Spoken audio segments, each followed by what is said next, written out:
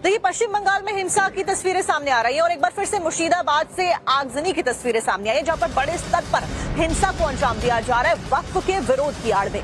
और मुर्शिदाबाद के अलावा साउथ 24 परगना में भी जबरदस्त हिंसा कल हुई थी और एक सबूत टाइम्स ऑफ भारत आपको ग्राउंड जीरो से दिखा रहा है और इन सबूतों के आधार पर यह समझा जा सकता है कि कैसे एक बड़ी भीड़ पहुंचती है, खासतौर पर हिंदू समुदाय के जो बाहुल्य वाला क्षेत्र गांव है वहां पहुंचती है और हिंदू दुकानों को, मकानों को टारगेट किया जाता है। और देखिए, तमाम जो हिंदू परिवार वहां पर रह रहे हैं वो पलायन को मजबूर हैं। कई सारे जो परिवार हैं वो पलायन करके मालदा में जो शिविर कैंप्स बनाए गए हैं वहां पर शरण लेने को मजबूर हो गए हैं। ऐसे में टाइम्स ऑफ भारत कैमरा पे एक उस परिवार की कहानी भी हमने आपको सुनाई जो कि पलायन करने को मजबूर हुआ। और एक्सक्लूसिव वीडियो इसी से जुड़ा हुआ सामने आया है। टाइम्स ऑफ भारत आपको एक्सक्लूसिव वीडियो दिखाएगा मुर्शिदाबाद में लाठी डंडे लेकर हमले के लिए जब भीड़ पहुंची तो क्या वहां पर हालात थे। साउथ 24 परगना में पुलिस टीम को घेर करके ये जो भीड़ थी उन्होंने पुलिस कर्मियों पर भी अटैक किया था। सड़क पर उपद्रवियों की आगे बढ़ती भीड़ और हाथों में लाठी डंडे लिए हुए ये लोग। ये तस्वीर 11 अप्रैल की है। इसी दिन मुर्शिदाबाद की धुलिया में हिंसा भड़की जिसमें कई हिंदुओं के घरों को टारगेट किया गया। ये सीसीटीवी फुटेज उसी हिंसा की गवाही दे रहा है। एक मकान के अंदर लगे कैमरे में साफ साफ दिख रहा है कि कैसे हाथों में लाठी डंडे लिए लोगों की भीड़ हिंसा करने के लिए आगे बढ़ रही है।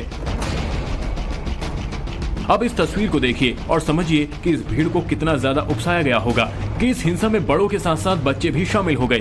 सीसीटीवी फुटेज में एक बच्चा मकान पर पत्थर फेंकते हुए कैद हो गया।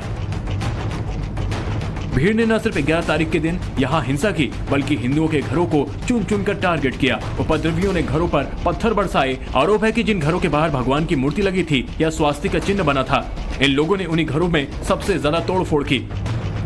अब बंगाल के ही साउथ 24 परगना में आए इस लेटेस्ट सीसीटीवी फुटेज को देखिए। इस तस्वीर में भीड़ पुलिस और आम लोगों पर पथराव करते हुए साफ देखी जा सकती है। उपद्रवियों ने पुलिस के बैरिकेड्स को भी नहीं छोड़ा और सड़क पर बैरिकेड्स को खिसकाते हुए पुलिस पर जमकर पथराव किया। सड़क पर खड़ी पुलिस की गाड़ियों को भी निशाना बनाया गया। ये लोग वक्फ के खिलाफ होने वाली ISF की रैली में शामिल होने के लिए जा रहे थे, मगर जब पुलिस ने इन लोगों को रोकने की कोशिश की तो ये लोग हिंसक हो गए और पथराव शुरू कर दिया। इस पत्थरबाजी में आम लोगों समेत कई पुलिस वाले भी घायल हो गए। अब पुलिस इस सीसीटीवी की मदद से उपद्रवियों की पहचान करने में जुटी है। पुलिस का कहना है कि हिंसा करने वालों की शिनाख्त करके उनके खिलाफ सख्त कार्रवाई की जाएगी।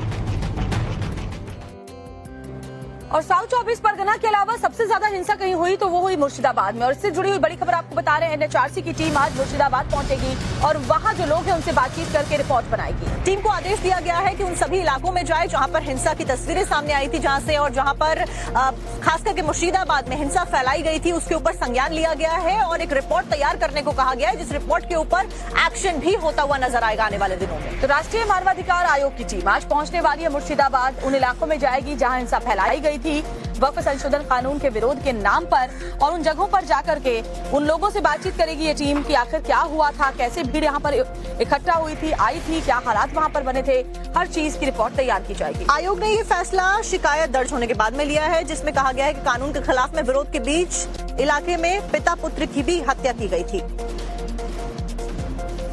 इस मामले में मानवाधिकार आयोग की टीम को 3 हफ्ते के अंदर अपनी रिपोर्ट देनी है। वक्फ कानून के विरोध में मुस्लिम बहुल जिले में हिंसा के सिलसिले में अब तक 221 लोगों को गिरफ्तार किया गया है।